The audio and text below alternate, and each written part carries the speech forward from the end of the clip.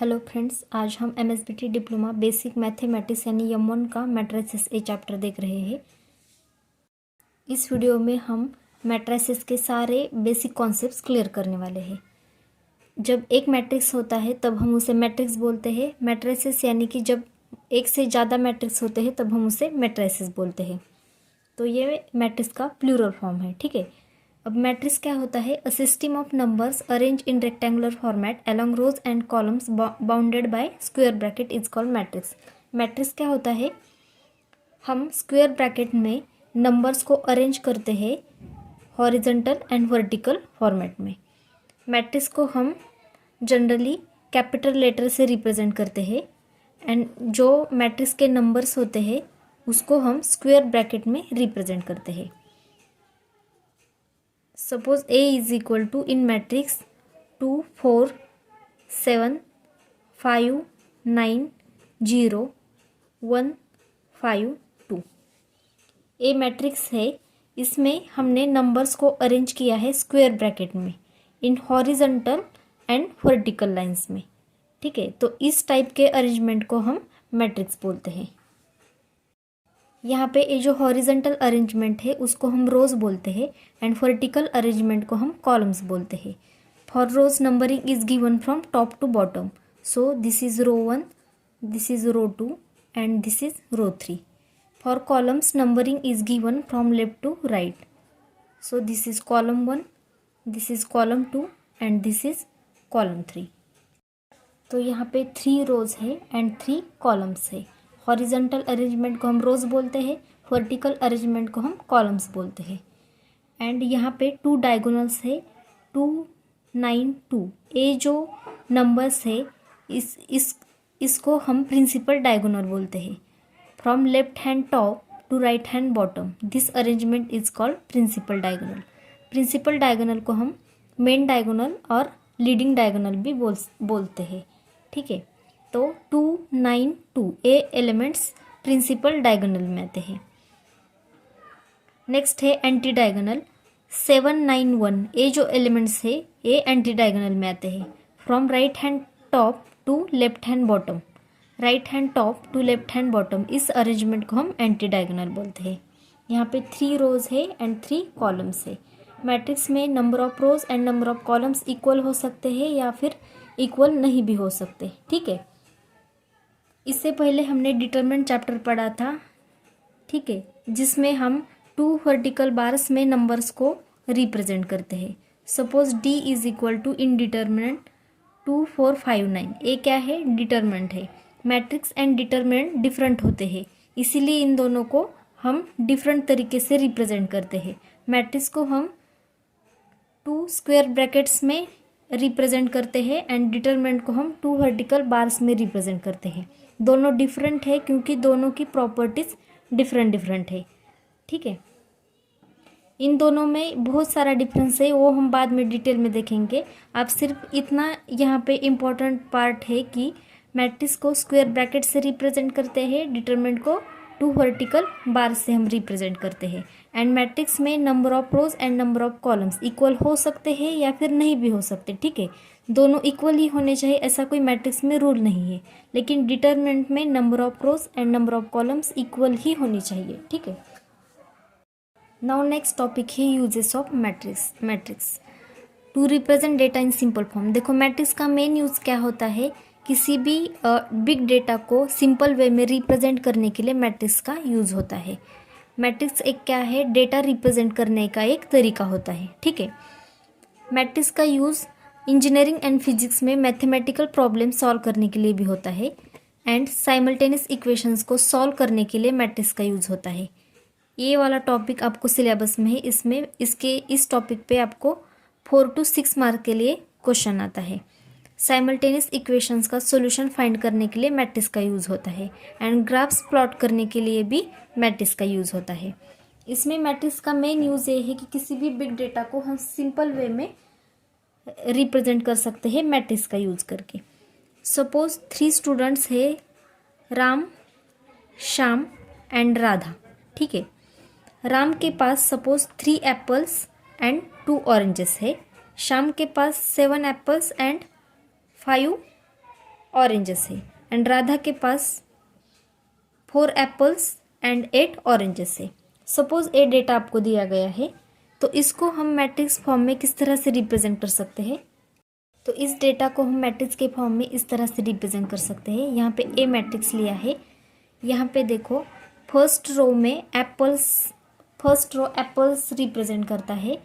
First row से हमें ये पता चलता है कि राम के पास 3 एप्पल्स है, श्याम के पास 7 एप्पल्स है एंड राधा के पास 4 एप्पल्स है। सेकंड रो से हमें पता चलता है कि राम के पास 2 ऑरेंजेस है, श्याम के पास 5 ऑरेंजेस है एंड राधा के पास 8 ऑरेंजेस है। ठीक है, अब फर्स्ट कॉलम से हमें ये पता चलता है कि राम के पास क्या है।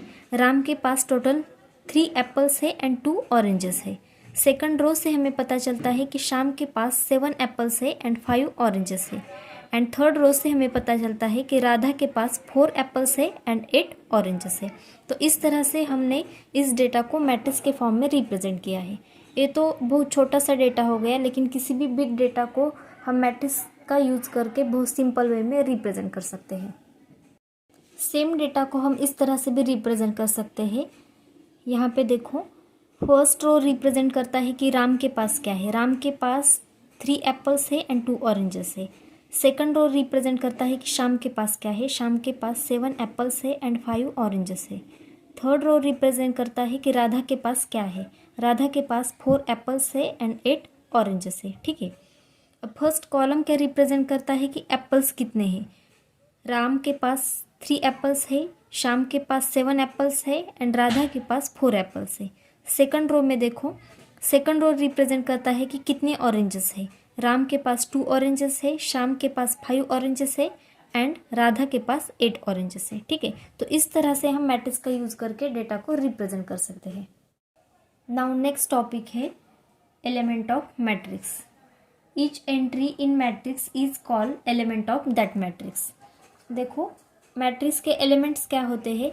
हम मैट्रिक्स में स्क्वायर ब्रैकेट में डेटा को रिप्रेजेंट करते हैं। स्क्वायर ब्रैकेट में जो भी डेटा हम रिप्रेजेंट करते हैं उस डेटा को हम उस मैट्रिक्स के एलिमेंट्स बोलते हैं।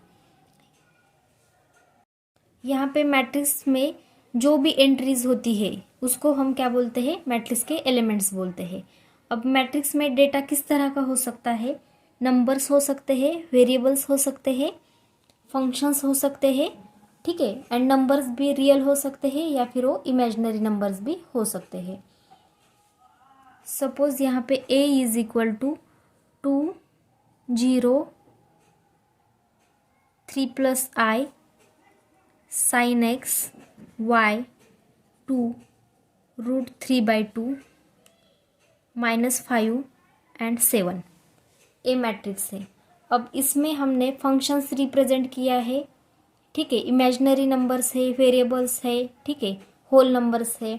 तो मैट्रिक्स में ये जो सभी डेटा होता है उसको हम मैट्रिक्स के एलिमेंट्स बोलते हैं। ठीक है, तो यहाँ पे टोटल 9 एलिमेंट्स है।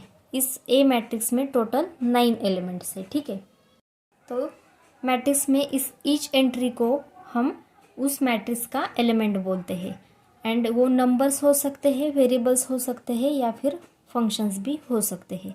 मैट्रिक्स के ईच एलिमेंट को हम ए ऑफ आई जे इस तरह से रिप्रेजेंट करते हैं।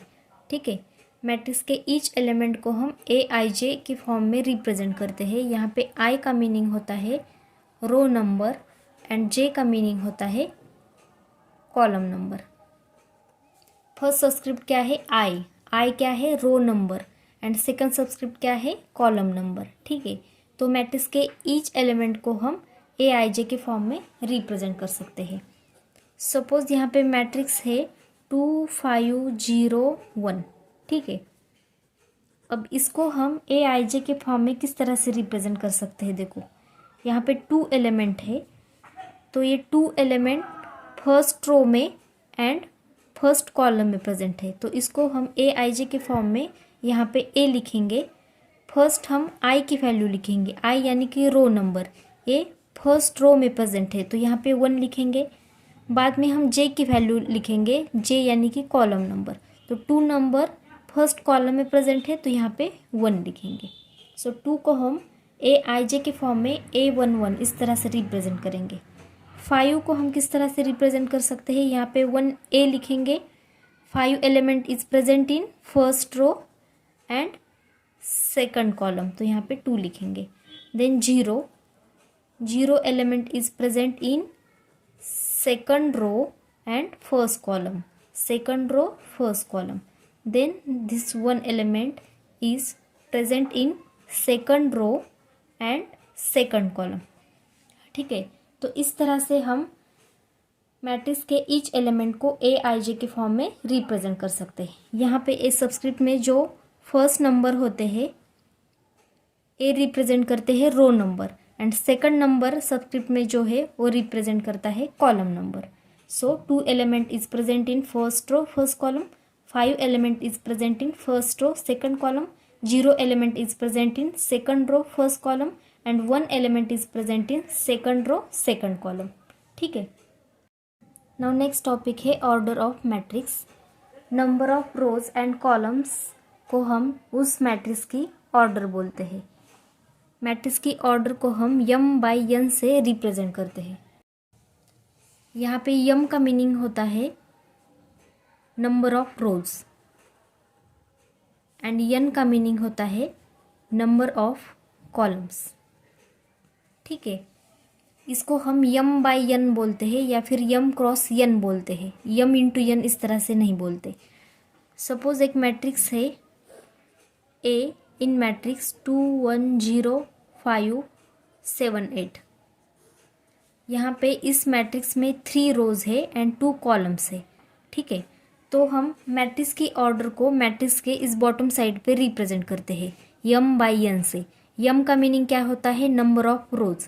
अब इसमें कितने रोज है, 1 2 3, 3 रोज है, तो यहाँ पे 3 लिखेंगे, बाद में क्रॉस लिखेंगे, बाद में हम यन की वैल्यू लिखेंगे यानी कि नंबर ऑफ कॉलम्स। यहाँ पे 2 कॉलम्स है तो यहाँ पे 2 पुट किया। तो इस तरह से इस मैट्रिक्स की ऑर्डर क्या है, 3/2 है। अब 3/2 है यानी कि इसमें 3 रोज है एंड 2 कॉलम्स है। फर्स्ट हम नंबर ऑफ रोज रिप्रेजेंट करते हैं, बाद में हम नंबर ऑफ कॉलम्स रिप्रेजेंट करते हैं। तो इस मैट्रिक्स की ऑर्डर क्या है, 3/2 है। मैट्रिक्स की ऑर्डर क्या रिप्रेजेंट करती है, उस मैट्रिक्स की साइज रिप्रेजेंट करती है। यहाँ पे देखो 3 × 2, इस मैट्रिक्स की ऑर्डर क्या है, 3/2। अगर हमने 3 × 2 किया तो ये आता है 6। तो इस मैट्रिक्स की ऑर्डर रिप्रेजेंट करती है कि उस मैट्रिक्स में कितने एलिमेंट्स है, यानी कि इस मैट्रिक्स की साइज हमें पता चलती है। इस मैट्रिक्स में टोटल 6 एलिमेंट्स है।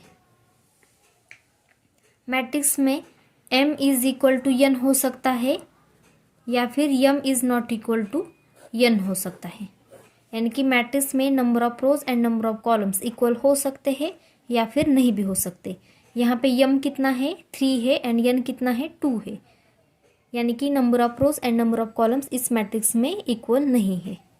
डिटरमिनेंट में number of rows and number of columns always equal होते हैं, लेकिन मैट्रिक्स में number of rows and number of columns equal हो सकते हैं या फिर नहीं भी हो सकते। नाउ नेक्स्ट टॉपिक है जनरल रिप्रेजेंटेशन ऑफ मैट्रिसेस। देखो किसी भी m बाई n ऑर्डर के मैट्रिक्स को हम जनरली इस तरह से रिप्रेजेंट कर सकते हैं, जिसमें m रोज है एंड n कॉलम्स है। यहाँ पे ए फर्स्ट रो देखो, यहाँ पे सबस्क्रिप्ट में 1 1 1 नंबर है पहला वाला। ठीक है, तो इसका मीनिंग ये है कि सभी नंबर्स फर्स्ट रो में प्रेजेंट है।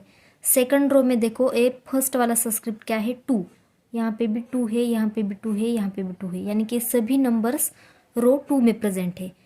तो ये फर्स्ट रो हो गई, ये सेकंड रो हो गई। इस तरह से यहाँ पे यम रोज है। तो यमथ रो में देखो यहाँ पे फर्स्ट वाला सबस्क्रिप्ट क्या है, यम यम यम, यानी कि ये सभी नंबर्स यमथ रो में प्रेजेंट है। उसी तरह यहाँ पे फर्स्ट कॉलम में देखो ये सेकंड वाला सबस्क्रिप्ट क्या है, 1 1 1, यानी कि सभी नंबर्स कॉलम 1 में प्रेजेंट है।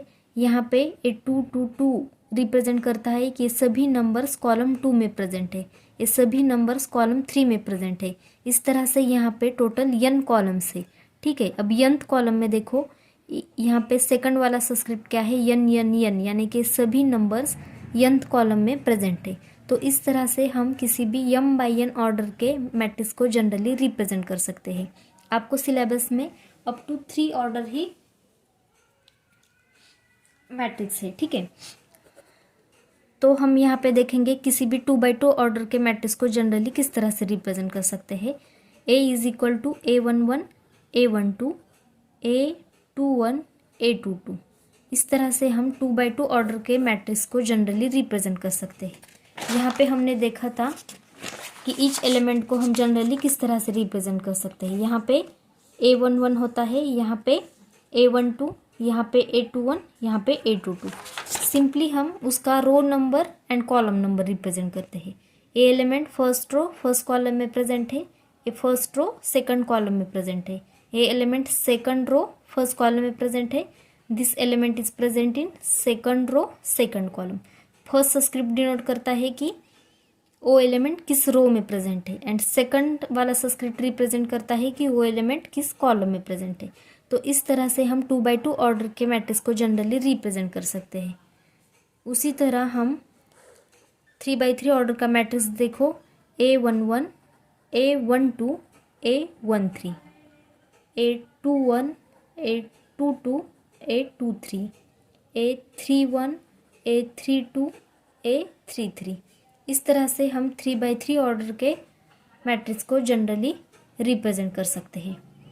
यहाँ पे देखो, यहाँ पे फर्स्ट नंबर क्या है, फर्स्ट सब्सक्रिप्ट क्या है, 1 1 1, यानी कि सभी नंबर्स रो 1 में प्रेजेंट है। सेकंड वाली रो देखो, यहाँ पे फर्स्ट नंबर क्या है, 2 2 2, यानी कि सभी नंबर्स रो 2 में प्रेजेंट है। थर्ड रो देखो, पहला वाला सब्सक्रिप्ट क्या है, 3 3 3, यानी कि ये सभी नंबर्स रो 3 में प्रेजेंट है। अब कॉलम 1 देखो, इस सेकंड वाला सब्सक्रिप्ट क्या है, 1 1 1, यानी कि ये सभी नंबर्स कॉलम 1 में प्रेजेंट है। अब कॉलम 2 में देखो, इस सेकंड वाला सब्सक्रिप्ट क्या है, 2 2 2, यानी कि ए वाले नंबर्स कॉलम 2 में प्रेजेंट है।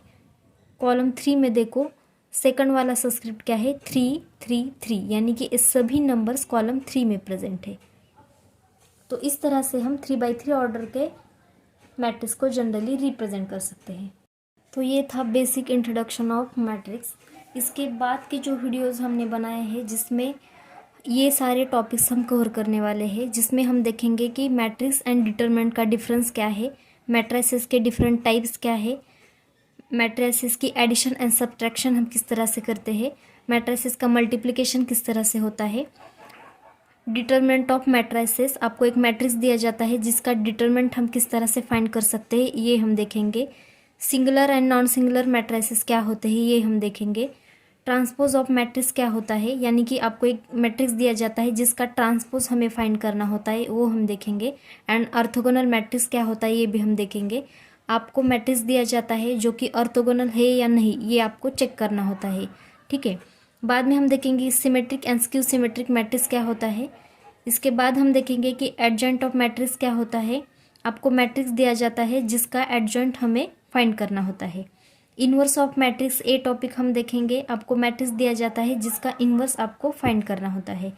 लास्ट में हम देखेंगे कि solution of simultaneous equation by matrix inversion method, यानी कि आपको साइमल्टेनियस इक्वेशंस दिए जाते हैं जिसका सॉल्यूशन आपको फाइंड करना होता है मैट्रिक्स इन्वर्जन मेथड का यूज़ करके, यानी कि इक्वेशंस में जो वेरिएबल्स होते हैं एक्स वाई जेड, उसकी वैल्यू आपको फाइंड करनी होती है। तो ये सारे टॉपिक्स हम बाद के वीडियो में कवर करने वाले हैं। आई होप कि आपके मैट्रिक्स इस चैप्टर के सारे बेसिक कॉन्सेप्ट्स क्लियर हो गए होंगे। अगर ये वीडियो आपको थोड़ा सा भी इन्फॉर्मेटिव लगा हो तो please like and share the video and subscribe the channel. Thank you so much for watching this video.